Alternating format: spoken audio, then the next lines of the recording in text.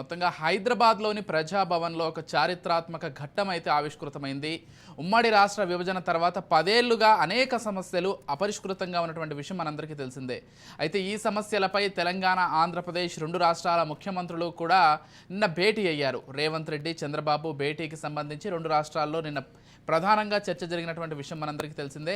అయితే 2 రాష్ట్రాల ప్రయోజనాలకు అనుగుణంగా అన్ని అంశాలను నిర్ణీత వ్యవధిలో సామరస్యంగా పరిష్కరించుకోవాలని ఇద్దరు సీఎంలు కూడా అభిప్రాయపడినట్లుగా తెలుస్తోంది.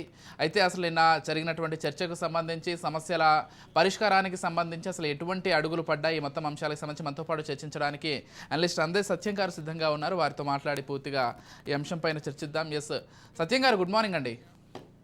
గుడ్ మార్నింగ్ అండి. అసలు నిన్న చర్చకు సంబంధించి మాట్లాడే ముందు గత 10 ఏళ్లుగా ఇన్ని సమస్యలు ఉంటే 2 రాష్ట్రాల ముఖ్యమంత్రులు కావచ్చు, లేకపోతే ఇరువైపుల నుంచి అధికారులు కావచ్చు, పరిష్కరించే దిశగా పెద్దగా అడుగులు పడలేదు గత ప్రభుత్వాల్లో అనేది ప్రధానమైనటువంటి చర్చ. దానికి సంబంధించి నిన్న కూడా వచ్చిందంట. అసలు గతంలో ఇవన్నీ కూడా పరిష్కారం అయి ఉంటే ఇంత డిలే అయి ఉండేది కాదు, 10 సంవత్సరాల్లో అన్ని పరిష్కరించుకోవాల్సిందని కూడా నిన్న చర్చ జరిగింది. దాన్ని ఎలా చూస్తారు? ముందుగా వాస్తవానికి వ్యక్తిగత చంద్రబాబు నాయుడు లేకపోతే రేవంత్ రెడ్డి వ్యక్తిగత ఇమేజ్ పెంచుకోవటానికి సమావేశం కాలేదు. ఇది ఒక పాజిటివ్ అంశం. అవును. రెండవది, దీంట్లో ఏమైనా పొరపక్షాలు జరిగితే సెంటిమెంట్ రెచ్చగొట్టాలన్నటువంటి శక్తులు 2 వైపుల 2 రాష్ట్రాల్లో ఉంది. కాబట్టి అది ఒక ప్రెజర్లో మీటింగ్ జరిగింది. ఏదేమైనా ఏదో వ్యక్తిగతంగా సమావేశయ్యారు, చాలా చక్కగా మాట్లాడుకున్నారు, ఇటువంటి డైలాగులు కాకుండా దానికి ఒక ఇన్స్టిట్యూషన్ క్రియేట్ చేశారు. అది మనం అభినందించాల్సినటువంటి విషయం. అంటే సిఎస్ల నాయకత్వంలో 3 సీనియర్ అధికారులతో కమిటీలు ఏర్పాటు చేయటం, ఆ కమిటీలు ఎక్కువ వాళ్ళ కన్క్లూజన్ ఇచ్చే విధంగా చూడటం, దాంట్లో ఏదైనా ఫలితం రానట్టయితే మళ్ళీ మంత్రుల కమిటీ ఏర్పాటు చేయటం, మంత్రుల స్థాయిలో చర్చించటం, అది సాధ్యం కాకపోతే ముఖ్యమంత్రుల స్థాయిలో చర్చించడం, అక్కడ ఏదైనా ఇంకా భేదాభిప్రాయాలు ఉంటే కేంద్ర ప్రభుత్వం ఆధ్వర్యంలో పరిష్కరించుకుందాం అనుకోవటం, ఇలా ఒక ఇన్స్టిట్యూషనలైజ్ చేశారు చర్చల్ని. ఇది మనం అభినందించాల్సినటువంటి విషయం. ఎవరో ఇండివిజువలిస్టిక్ గా కాకుండా దీన్ని ఇన్స్టిట్యూలైజ్ చేయటం అనేది మనం అప్రిషియేట్ చేయాలి. ఓకే. అంటే గత 10 సంవత్సరాలుగా ఎందుకు ఇటువంటి అడుగులు ముందుకు పడలేదంటే, గతంలో కేసీఆర్, జగన్మోహన్ రెడ్డి మధ్య కూడా మంచి సఖ్యత ఉండేది వ్యక్తిగతంగా. కొన్నిసార్లు ఇద్దరు కలిశారు కూడా. హైదరాబాద్లోనే జగన్మోహన్ రెడ్డి వచ్చి కలవడం కూడా జరిగింది. కాకపోతే అది పార్టీ పరంగా సమావేశాలు, వ్యక్తిగత సమావేశాల వరకే పరిమితమయ్యాయి తప్పించి రాష్ట్ర సమస్యలను పరిష్కరించే దిశగా ఆ సమావేశాలు జరగలేదనేది ప్రధానంగా చాలామంది చెప్పుకుంటుంటారు. ఎలా చూస్తారు ఈ అంశాన్ని? వాస్తవే కదా. ఇప్పుడు మర్యాదలు ఇచ్చిపుచ్చుకున్నామని వ్యక్తిగతంగా ఒకరినొకరు గౌరవించుకున్నామని చెప్పేసి జగన్మోహన్ రెడ్డి, కేసీఆర్ అనుకున్నంత మాత్రాన వాటి చర్చలు ఫలితాలు ఇవ్వలేదు. కాబట్టి ఫలితాలు ఇవ్వడానికి కావాల్సినటువంటి యంత్రాంగాన్ని ఏర్పాటు చేయకుండా వ్యక్తిగతంగానే చర్చించుకుంటే ఇవి పరిష్కారం అయ్యాయి కావు. గతంలో కూడా ఇటువంటి పరిష్కారం లభించలేదు. కంట్రీగా చంద్రబాబు నాయుడు 10 ఏళ్ళు అయిన తర్వాత అకస్మాత్తుగా రాజధాని సృష్టించుకోలేమని చెప్పేసి ఒక 5 ఏళ్ల ముందే ఆ ప్రయత్నం చేసి అమరావతిని ఎంపిక చేసుకొని స్టార్ట్ చేశారు. కానీ అది రాజుకి రాకుండా పోయింది ఆంధ్రప్రదేశ్ వల్ల. దానివల్ల చాలా సెట్ బ్యాక్ అయింది. అట్లాగే తెలంగాణలో కూడా అనేక సమస్యలు ఇవాళ ఆంధ్రానికి ఉమ్మడి రాజధాని ఉంది కాబట్టి కొన్ని ట్రాన్స్ఫర్ కావాల్సినటువంటి విషయాలు ఉన్నాయి. ఉదాహరణకు పర్మనెంట్ బిల్డింగ్ లో, పర్మనెంట్ ఇన్స్టిట్యూషన్స్ కాకుండా అనేక యూనివర్సిటీల బ్రాంచ్లు, యూనివర్సిటీల అమౌంట్, ఇంటర్మీడియట్ బోర్డు అమౌంట్, ఇటువంటి చాలా ఉన్నాయి. కాబట్టి ఇటువంటి పరిష్కరించుకోవటానికి ఆనాడు కూడా పెద్ద అడ్డంకి లేదు. కానీ అసలు ముఖ్యమంత్రులకు ఇవి పరిష్కరించుకోవాలి తక్షణమైనటువంటి ఎజెండా లేకపోవటం అనేది దురదృష్టం. ఓకే. సో ఇప్పటికైనా కానీ, అంటే నిన్న జరిగినటువంటి భేటీ మనం ఒకసారి గమనించినట్లయితే మీరు అన్నట్లుగా ఖచ్చితంగా వ్యక్తిగత భేటీగా కాకుండా, పార్టీల భేటీగా కాకుండా 2 రాష్ట్రాల ముఖ్యమంత్రుల భేటీగా అయితే క్లియర్గా అర్థమవుతుంది. ఎందుకంటే ఇరు రాష్ట్రాల్లో కూడా అధికారులను సమాయత్తం చేయడము, ఈ అన్ని అంశాలకు సంబంధించి ఏ రాష్ట్రంలో ఎటువంటి సమస్యలు ఉన్నాయి, ఏ దిశగా పరిష్కరించుకోవాలని ఇరు రాష్ట్ర అధికారులతో ఇరు రాష్ట్ర ముఖ్యమంత్రులు మాట్లాడడము, ఆ తర్వాత భేటీ అవ్వడము, భేటీలో కూడా ప్రధానంగా రాష్ట్రానికి సంబంధించినటువంటి అంశాల చుట్టే కూడా చర్చ జరగడము. కాబట్టి ఇకపై అయినా కానీ సమస్యలు త్వరితగతిన పరిష్కారం అయ్యే అవకాశం ఎంతవరకు ఉందనుకోవాలి? దీంట్లో ఇప్పుడు 2 రాష్ట్ర ప్రభుత్వాలు పాజిటివ్గా ఉన్న తర్వాత కేంద్ర ప్రభుత్వం కూడా పాజిటివ్ వైఖరితోటి ఉండాలి. అంటే దాటవేత వైఖరితోటి ఉండకూడదు. ఓకే. ఎందుకంటే అసెంబ్లీ ఎలక్షన్లు ఉన్నాయి కాబట్టి తెలంగాణలో రాజకీయ పొందిక ఎట్లుంటుంది, ఆంధ్రప్రదేశ్లో రాజకీయ పొందిక ఎట్లుంటుంది అనేటువంటిది ఒక వేచి చూసే ధోరణి బీజేపీ అవలంబించింది. ఆ రాజకీయ పొందికల్లో వచ్చేటువంటి మార్పులతోటి మనం ఎంత అడ్వాంటేజ్ తీసుకోగలం, ఇటువంటి అంతా కూడా కేంద్రం నుంచి సాచివేత వైఖరితోటే ఉంది. ఇప్పుడు రెండు రాష్ట్ర ప్రభుత్వాలను కూడా ప్రోత్సహించవలసినటువంటి అవసరం ఉంది. తర్వాత రెండు రాష్ట్ర ప్రభుత్వాల మధ్య పరిష్కారం కాకపోతే తన మధ్యవర్తిత్వం వాస్తవానికి ఇవాళ ఆంధ్రప్రదేశ్లో అధికారాల భాగస్వామి, తెలంగాణలో అధికారంలోకి వస్తూ అనేటువంటి ఆశలో ఉన్నది. ఇటువంటి పరిస్థితుల్లో బీజేపీ కూడా అవసరమే రెండు రాష్ట్రాల్లో సమస్యలు పరిష్కారం కావటం. అందుకని ఇవాళ ఆ పద్ధతుల్లో వ్యవహరించడం అవసరం. అప్పుడు రాష్ట్ర ప్రభుత్వాలు కూడా ఒక అడుగు ముందుకు వచ్చే అవకాశం ఉంది. తర్వాత రెండవది, ప్రతిపక్షాలు కూడా రెచ్చగొట్టే పద్ధతుల్లో కాబట్టి ఏమైనా సలహాలు ఇస్తే ఇవ్వచ్చు. రాష్ట్ర విభజన జరిగిన తర్వాత కాంగ్రెస్ కానీ బీజేపీ కానీ వామపక్షాలు కానీ ఎక్కడ రెచ్చగొట్టే స్టేట్మెంట్లు రెండు రాష్ట్రాల్లో ఇవ్వలేదు. అలా అలా ఎట్లా పరిష్కారం అయితే చూద్దామని ఏదైనా సమస్య ఉంటే దాన్ని లేవనెత్తొచ్చు. కాబట్టి ఆ మేరకే ఇన్వాల్వ్ కావటాలు తప్ప దీన్ని అవకాశం తీసుకొని చర్చిస్తే ఇవి పరిష్కారం కాదు. పరిష్కారం కాకపోతే కొంతమందికి లాభం రాజకీయ పార్టీలకు అధికారంలోకి రావడానికి. కాబట్టి అది కరెక్ట్ కాదు. ప్రజలు నష్టపోతారు, రాష్ట్రాలు నష్టపోతాయి. అంటే సమస్యలు ప్రధానంగా తెలంగాణ ఆంధ్ర మధ్య చూసుకున్నట్లయితే అనేక ఆస్తులకు సంబంధించి జనాభా ప్రాతిపదికన విడగొట్టాలని ఒకవైపు ఆంధ్ర డిమాండ్ చేస్తుంటే, లేదు ఏ భూభాగంలో ఉన్నటువంటి ఆస్తుల్ని ఆ భూభాగంలోనే ఉండనివ్వాలని తెలంగాణ వాళ్ళు వాదిస్తున్నారు. సో దీనికి సంబంధించి ఖచ్చితంగా గతంలో ఇదే అంశానికి సంబంధించి కొంత వివాదంగా మారింది. ఇప్పుడు కూడా రెండు రాష్ట్రాలు ఎవరి రాష్ట్ర ప్రయోజనాలను వాళ్ళు ఎజెండాగా తీసుకున్నట్లయితే ఈ సమస్య అసలు ఎట్లా పరిష్కారం అయ్యే అవకాశం ఉంది? ఇప్పుడు మనం ఉస్మానియా యూనివర్సిటీ లేపకెళ్ళి ఆంధ్రప్రదేశ్లో పెట్టలేము. ఆంధ్ర యూనివర్సిటీని తీసుకొచ్చి తెలంగాణలో పెట్టలేము. అవును. యాదగిరి గుట్టను తీసుకుపోయి ఆంధ్రప్రదేశ్లో పెట్టలేము. తిరుపతి తీసుకొచ్చి ఇక్కడ పెట్టలేము. అవును. కాబట్టి సమస్య ఏ విధంగా పరిష్కరించుకుంటే పరిష్కారం అయితే అనేటువంటి దానికి పాజిటివ్ ఉంటే మార్గాలు దొరుకుతాయి. కాబట్టి ఇవాళ ఎవరి ఆర్గ్యుమెంట్, ఇప్పుడు తెలంగాణ వాళ్ళు కొంతమంది ఓడరేవులు కావాలని అడిగే వాళ్ళు ఉన్నారు, తిరుపతి కావాలని అడిగే వాళ్ళు ఉన్నారు, తెలంగాణలో హైదరాబాద్ మాకు కావాలని అడిగే వాళ్ళు ఆంధ్రలో ఉన్నారు. ఇవి అయ్యాయనా? ఇవి పరిష్కారం అవుతాయా? అసలు ఏ విధంగా సాధ్యం? అవి సాధ్యం కాదు. కాబట్టి ఏవి పరిష్కారం ఎట్లా మాట్లాడితే ఇవాళ అణుబాంబులు కూడా పరిష్కరించలేదు. మనకు అర్థమైంది రెండో ప్రపంచ యుద్ధంలో, మొదటి ప్రపంచ యుద్ధంలో కూడా. కానీ చర్చలు పరిష్కారం చేసినాయి. కాబట్టి వాళ్ళ చర్చలు అనేటువంటి యంత్రాంగాన్ని సృష్టించుకున్న తర్వాత ఈ చర్చల క్రమంలో మన వాళ్ళు రాత్రి ముఖ్యమంత్రుల సమావేశంలో కూడా ఫైండ్ అవుట్ చేశారు. ఒక 50 అంశాలు ఉన్నాయి, లేదా ఒక 70 అంశాలు ఉన్నాయి. దీంట్లో కొన్ని ఈ స్థాయిలో, కొన్ని ఈ స్థాయిలో పరిష్కరించుకోవచ్చు అని ఐడెంటిఫై చేశారు.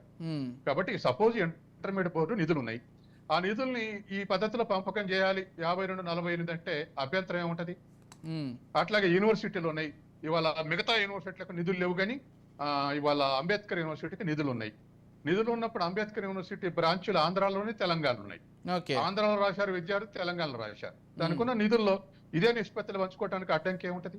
కాబట్టి ఇటువంటి పద్ధతుల్లో సపోజ్ అంబేద్కర్ యూనివర్సిటీలో అన్ని ప్రాంతాల వాళ్ళు ఉద్యోగులు చేశారు, రిటైర్ అయిన తర్వాత ఎవరి ప్రాంతాలకు వాళ్ళు పెన్షన్ ఇచ్చుకోవాలి. ఇటువంటి అన్ని కూడా పరిష్కరించుకోవడానికి పెద్దగా అడ్డంకులు ఉంటాయని నేను అనుకోవట్లేదు, తెలుగు యూనివర్సిటీ కానీ ఇతర అంశాలు. అందుకని ఆ పద్ధతిలో ఆలోచించే మంచిది. అయితే ఇవాళ కొంచెం హీరో అనుకోవాలని రెండు ప్రాంతాల్లో ఎవరికి వాళ్ళే మొండి వాదనలు చేయండి అని ప్రోత్సహించడం కరెక్ట్ కాదు.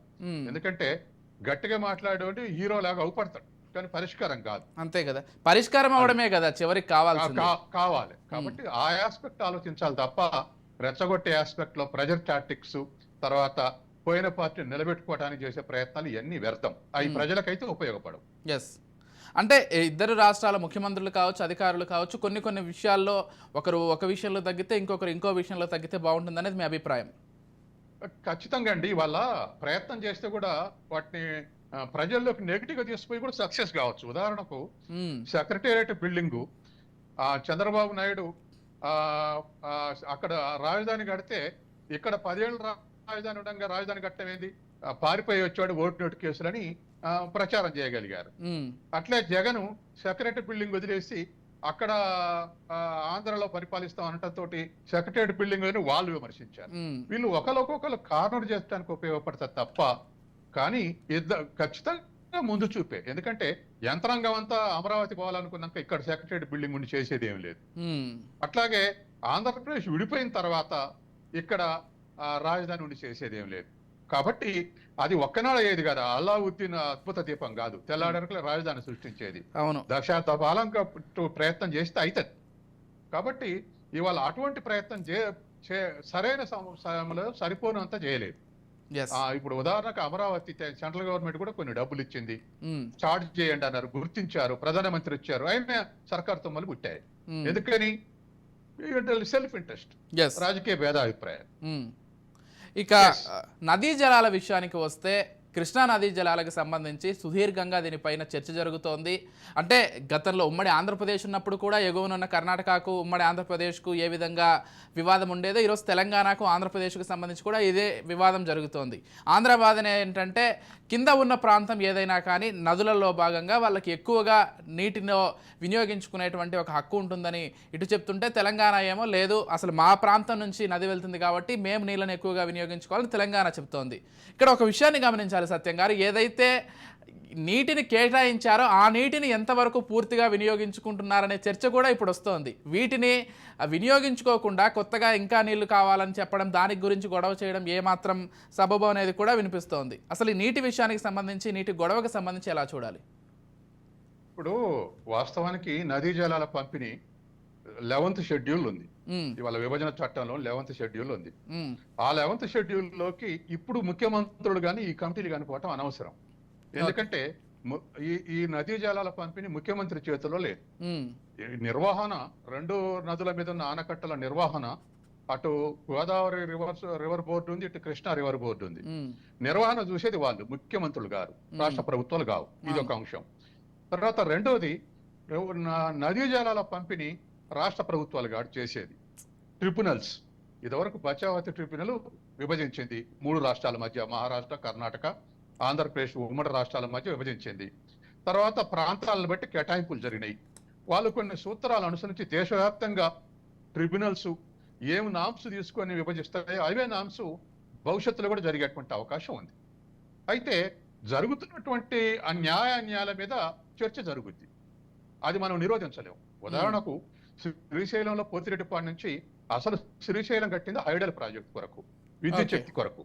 కానీ తెలంగాణ దక్షిణ ప్రాంతం కరువులో ఉంది, రాయలసీమ కరువులో ఉందని చెప్పేసి ఇటు శ్రీశైలం నుంచి లెఫ్ట్ రెగ్యులేటర్ కానీ లేదా సొరంగ మార్గం ద్వారా కానీ ఒక 3 లక్షల ఎకరాలకు నల్గొండ జిల్లాలో ఆరుతడుల పంటలకు ఇవ్వాలని చెప్పేసి ఎప్పుడో 30 ఏళ్ల కింద నిర్ణయించి ఈ తవ్వకం చేపట్టారు. కానీ కేసీఆర్ 10 ఏళ్ళు కూడా దాన్ని పెద్ద పట్టించుకోలేదు. అట్లే రాయలసీమకి ఇచ్చేటువంటి దాంట్లో కూడా పోతిరెడ్డి వారి ద్వారా ఫస్ట్ 11,000 క్యూసెక్కులు తీసుకుపోతామని దానికి సొరంగం పెట్టారు. పెట్టిన తర్వాత దానికి తూము పెట్టారు. పెట్టిన తర్వాత ఎవరు అధికారంలో ఉంటే వాళ్ళు అడ్వాంటేజ్ తీసుకున్నారు. 11,000 క్యూసెక్కుల నుంచి 40,000 క్యూసెక్కులు పెరిగింది, 40,000 క్యూసెక్కుల నుంచి 80,000 క్యూసెక్కులు పెరిగింది. తర్వాత మినిమం లెవెల్ 840 ఫీట్స్ దగ్గర ఉంచాలి అనుకుంటే ఇప్పుడు 811 దగ్గర కూడా దూడొచ్చు అనేటువంటిది కొత్తది. ఈ అంశాలన్నీ కూడా వైఎస్ రాజశేఖర రెడ్డి ఉన్నప్పుడు కొంత అడ్వాంటేజ్ తీసుకుని ఉండొచ్చు, లేకపోతే ఇతరులు ఉన్నప్పుడు కొంత నిర్లక్ష్యం జరిగి ఉండొచ్చు. వీటిని చర్చించుకోవటం వల్ల తప్పు లేదు. అదే సందర్భంలో తెలంగాణలో ఏమంటారు, క్యాచ్మెంట్ ఏరియాలో మాకు 69% రివర్ మా క్యాచ్మెంట్ ఏరియా నుంచి ఉంది, 31% ఆంధ్ర రాయలసీమ నుంచి ఉంది. కాబట్టి ఇవాళ 69% వాటర్ మాకు కావాలి అంటే 811 టీఎంసీ లో 600 దానికి కావాలి. ఇప్పుడున్నది 299 అనే తెలంగాణ ఆర్గ్యుమెంట్. అయితే ఇవి రాజకీయాల కోసం జరిగే ఆర్గ్యుమెంట్లు సగం ఉన్నాయి. దీన్ని టెక్నికల్ టీమ్స్ అంటే ట్రిబ్యునల్స్ లో ఏమేమి అంశాలు ప్రాతిపదికగా నిర్ణయిస్తారో వాటి ప్రకారం జరుగుతాయి. ఆ ట్రిబ్యునల్స్ కూడా అన్యాయం జరిగిందంటే సుప్రీంకోర్టు పోతారు. ఇవాళ బచావత ట్రిబ్యునల్ తర్వాత బ్రిజేష్ కుమార్ ట్రిబ్యునల్ విభజిస్తే తెలంగాణ సుప్రీంకోర్టులో ఫైల్ చేసింది ఇది కరెక్ట్ కాదని.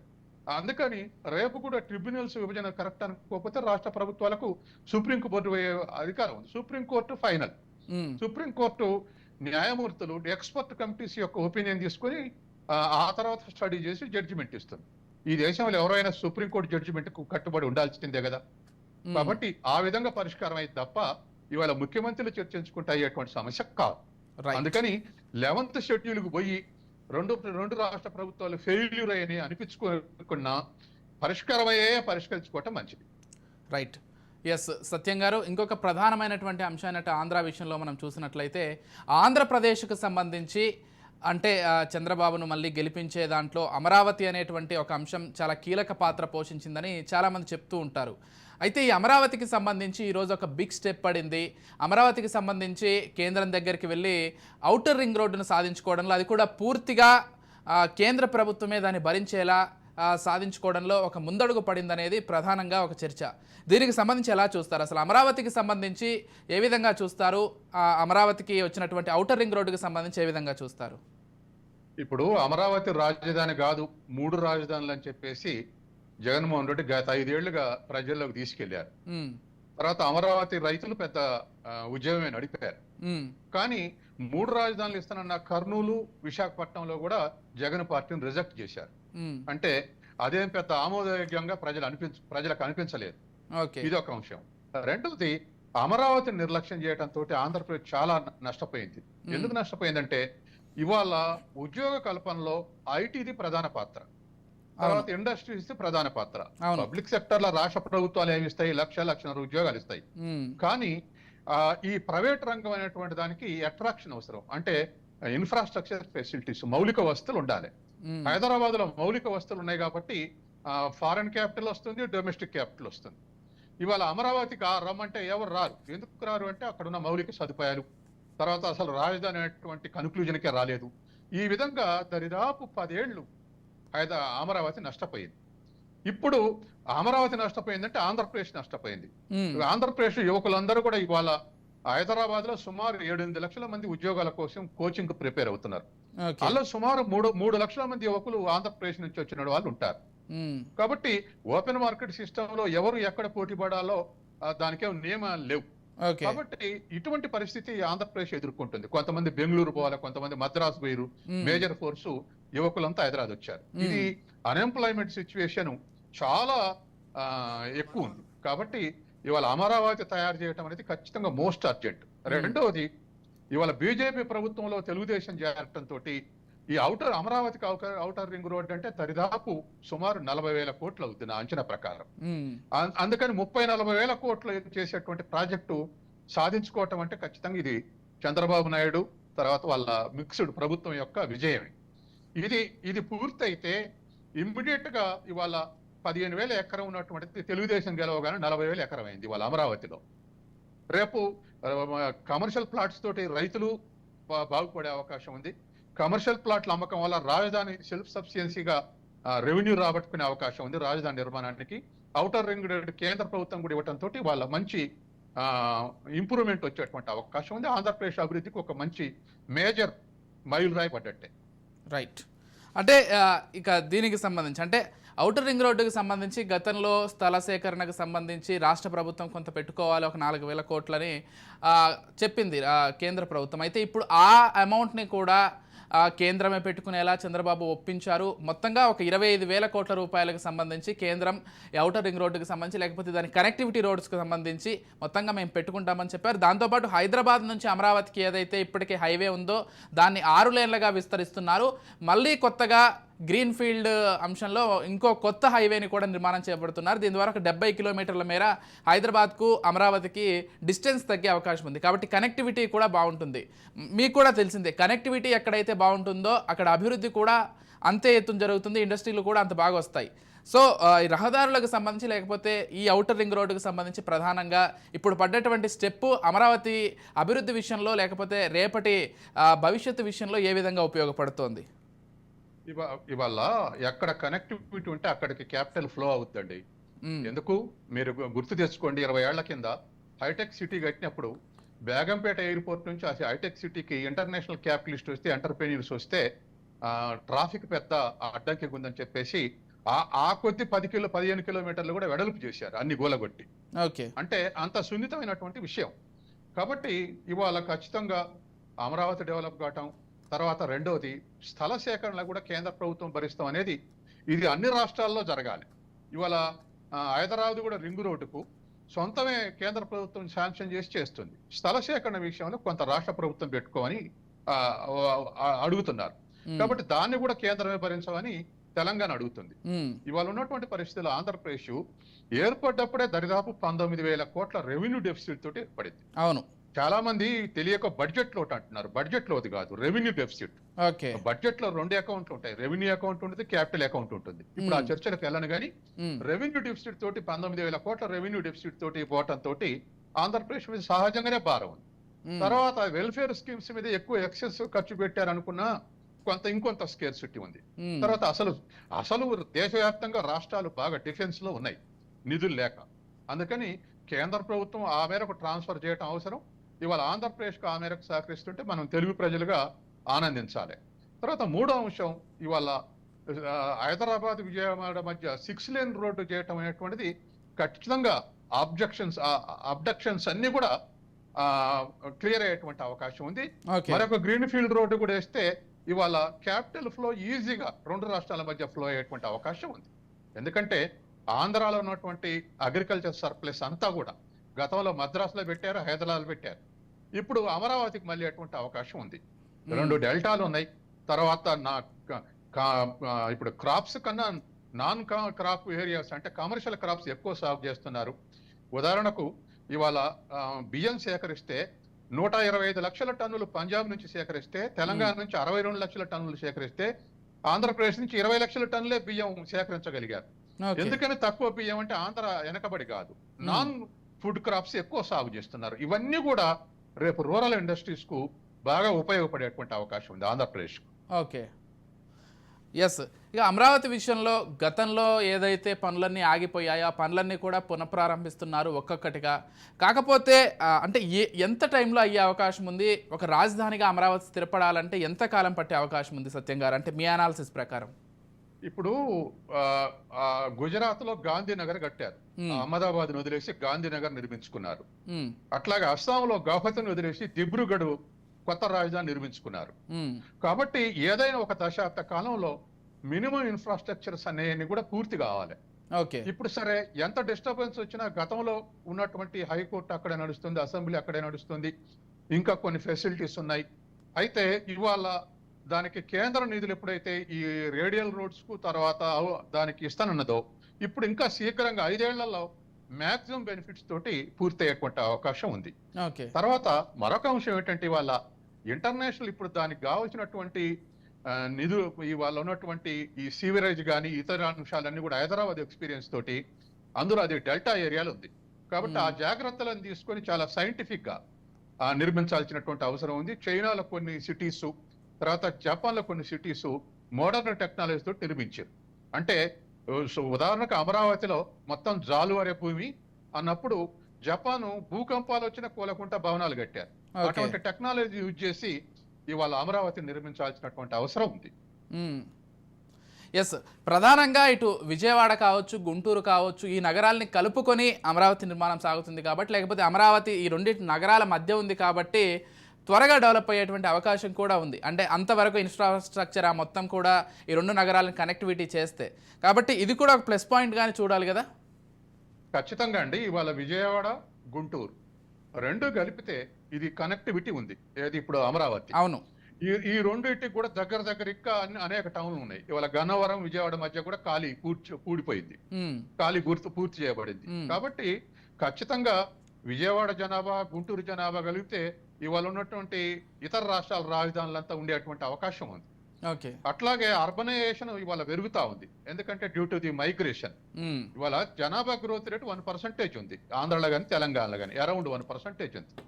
కానీ సిటీలలో 2%, 3% ఎందుకు పెరుగుతుంటే మిగతాదంతా మైగ్రేషన్. కాబట్టి రూరల్ నుంచి మైగ్రేషన్ ఉంది. కాబట్టి ఖచ్చితంగా అమరావతి రాజధాని అటువంటిది ఇంకా స్పీడప్ అందుకున్నటువంటి అవకాశం ఉంది, జనాభా పరంగా కానీ సౌకర్యాల పరంగా కానీ. తర్వాత మరొక అంశం ఏంటంటే ఇవాళ ఎక్కడైతే ప్రభుత్వం ఆలస్యం చేయదో అక్కడ కలిసి వచ్చే అంశం. అవాళ పోలవరం రివర్స్ టెండరింగ్ పోయేనాడు నేను డిబేట్ లో పాల్గొన్నా ఒక ఛానల్లో, గుర్తులేదు కానీ. అప్పుడు నేను అన్నటువంటి ఆర్గ్యుమెంట్ ఏమిటంటే 700 కోట్లు మిగిల్చాం రివర్స్ టెండర్ పోవటం వల్లని వైసీపీ ప్రభుత్వం అంటుంది. కానీ ఇది లేటు కావటం వల్ల ఎస్టిమేషన్ కాస్ట్ మరో 10,000 కోట్లు పెరుగుతున్నా నేను ఆ రోజు. ఇవాళ వచ్చేవరకల్లా వాస్తవం 35,000 ఎస్టిమేషన్ పెట్టి ఇవాళ 50,000 కోట్లు, 50,000 కోట్ల నుంచి రేపు 65,000 కోట్లకు కూడా పోద్ది అంటున్నారు. మ్మ్. అంటే సమయం చాలా ఇంపార్టెంట్. అమరావతి ఆలస్యం అయితే ఎస్టిమేషన్ కాస్ట్ ఇంకా పెరుగుద్ది. Okay. With in the time complete చేస్తే అనుకున్న ఎస్టిమేషన్ కు కంప్లీట్ అయ్యే అవకాశం ఉంది. మ్మ్. అందుకని ఇవాళ టైం అనేటువంటిది చాలా ఇంపార్టెంట్. మ్మ్. ఇకపోతే ఈ మొత్తం అమరావతికి సంబంధించి ఇన్ఫ్రాస్ట్రక్చర్ విషయంలో కావచ్చు, అసలు రాష్ట్ర ప్రభుత్వం ఎంతవరకు పెట్టుకోవాల్సినటువంటి అవసరం ఉంది సత్యం గారు? ఎందుకంటే ఔటర్ రింగ్ రోడ్ వరకు ప్రొవైడ్ చేసింది, కాకపోతే లోపల రోడ్స్ కావచ్చు, లేకపోతే అండర్ డ్రైనేజ్ సిస్టమ్ కావచ్చు, ఇప్పుడు అమరావతి కొత్త నగరం కాబట్టి ఇక మొత్తం కూడా కొత్తగా ఉండాల్సినటువంటి అవసరం ఉంది. ఈ ఏదైతే కరెంట్ కనెక్టివిటీ లేకపోతే ఈ విద్యుత్ కనెక్టివిటీ ఉంటుందో అది కూడా అండర్ గ్రౌండ్కి మార్చాల్సినటువంటి అవసరం ఉంటుంది. కాబట్టి ఒక కొత్తగా ఒక నగరాన్ని నిర్మిస్తున్నారు కాబట్టి ప్రపంచంలోనే అంటే ఇప్పటి వరకు లేని టెక్నాలజీస్ లేకపోతే ఇప్పటి వరకు లేనటువంటి ఒక ఇన్ఫ్రాస్ట్రక్చర్ ఇందులో యూజ్ చేయాలని కూడా చంద్రబాబు గతంలో భావించారు. ఇప్పుడు కూడా అదే విధంగా వెళ్తామని ముందుకు చెప్తున్నారు. అంటే రాష్ట్ర ప్రభుత్వానికి ఉండేటువంటి మీరు అన్నట్లుగా ఇప్పుడు ఉండేటువంటి ఆర్థిక సంక్షోభంలో ఇవన్నీ ఎంతవరకు సాధ్యమయ్యే అవకాశం ఉంది? ఇప్పుడు with in the 1 year complete చేసేటువంటి ప్రాజెక్ట్ కాదు ఇది. 10 years రేడియస్ లో 10 years స్పాన్ లో ఇది కంప్లీట్ చేసేటువంటి అవకాశం ఉంది. ఓకే. తర్వాత అసలు సమస్య పరిష్కారం అయింది. 30,000 ఎకరాలు సేకరించడం అనేటువంటిది పెద్ద పాజిటివ్ పాయింట్. అవును. ఎందుకంటే 2,000 3,000 ఎకరాలకే పెద్ద ఎత్తున ఉద్యమాలు జరిగి రాష్ట్ర ప్రభుత్వాలు మారినటువంటి ఎగ్జాంపుల్ మనం వెస్ట్ బెంగాల్ చూసాం. నందిగ్రామంలో మహా అయితే వాళ్ళు సేకరించాలనుకున్నది 10,000 ఎకరాలు. అట్లాగే ఇంకొక దగ్గర టాటా వాళ్ళ కోసం 2,000 ఎకరాలు. అయినా పెద్ద ఎత్తున రెచ్చగొట్టి మన మమతా బెనర్జీ అధికారంలో రాగలిగింది. ఓకే. ఇక్కడ ఏ ఉద్యమాలు లేకుండా 30,000 ఎకరాలు సేకరించగలిగారు. కాబట్టి అసలు సమస్య పరిష్కారం అయింది. కాబట్టి రాష్ట్ర ప్రభుత్వం తర్వాత 10 years స్పాన్ లో కడతారు కాబట్టి అరౌండ్ 3 లక్షల కోట్ల బడ్జెట్ ఉంది ఆంధ్రప్రదేశ్ కు. ఓకే. సరే, దాంట్లో అప్పులు తీసేస్తే ఖర్చు చేయదగ్గది, రెవెన్యూ రాదగ్గది, ఖర్చు పెట్టదగ్గది ఒక 2.5 లక్షల కోట్లున్నా ప్రతి సంవత్సరం ఒక 20,000 కోట్ల చొప్పున 10 ఏళ్ల స్పాన్ లో ఒక 2 లక్షల కోట్లు ఖర్చు పెట్టడం అనేది పెద్ద ఆంధ్రప్రదేశ్ కు పెద్ద సమస్య కాదు. ఎందుకంటే పోలవరం గట్టి ఇప్పుడు చాలా రాష్ట్రాలకు నీటిపారుదల ప్రాజెక్టులు కట్టుకోవడానికి భారం ఉంది. కానీ ఆంధ్రప్రదేశ్ కొత్తగా నీటిపారుదల ప్రాజెక్టులు మేజర్ గా లేవు. ఒక్క పోలవరం ఉంటే అది కేంద్ర ప్రభుత్వమే భరిస్తుంది. అవును. కాబట్టి ఆ వ్యయాలు ఇదివరకే ఎస్టాబ్లిష్డ్ దరిదాపు ఈ 30 లక్షల ఎకరాలకు 26 లక్షల ఎకరాలు సరిపోను ఇవాళ డెల్టాలు ఉన్నాయి, బ్యారేజీలు ఉన్నాయి. కాబట్టి ఇప్పుడు ఇమీడియట్ గా నీటి ప్రాజెక్టుల మీద మేజర్ గా చేసే వ్యయం లేదు. కాబట్టి రాజధాని నిర్మించడానికి కొన్ని అప్పులు కూడా చేసే అవకాశం ఉంది.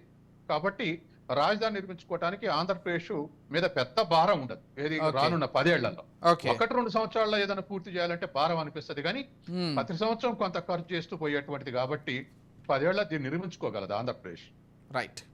థ్యాంక్ యూ సత్యం గారు, థ్యాంక్ యూ సో మచ్ అండి. 2 అంశాలకు సంబంధించి చక్కటి విశ్లేషణ కార్యక్రమాన్ని అయితే అందించారు.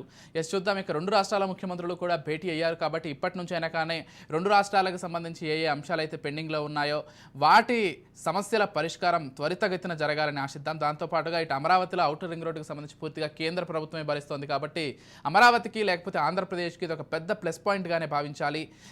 ఈ ఏదైతే ఊపు ఉందో ఈ ఊపును కంటిన్యూ చేసి అమరావతి విషయంలో ఇన్ఫ్రాస్ట్రక్చర్ మరింత త్వరితగతిన కంప్లీట్ చేయాలని కూడా ఆశిద్దాం. ఇది వాల్ట్ editors time. Keep watching Raj news.